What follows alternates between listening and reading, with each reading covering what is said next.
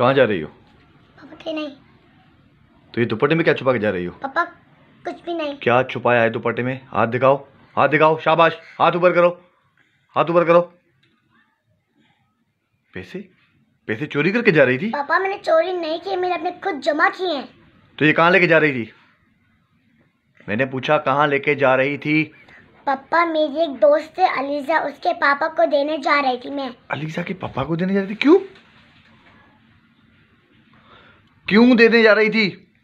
पापा corona virus की वजह से वो कुछ कमा नहीं सके और उनके घर में 3 दिन से कुछ पका भी नहीं था।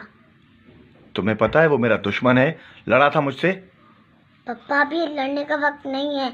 अगर आज हम उनकी मदद करेंगे तो कल हमारी मुश्किल में कोई मदद करेगा। ठीक है जाओ। सुनो, पापा ये बहुत कम पैसे लेके जा रही थी, ये भी देना। थैंक यू पापा।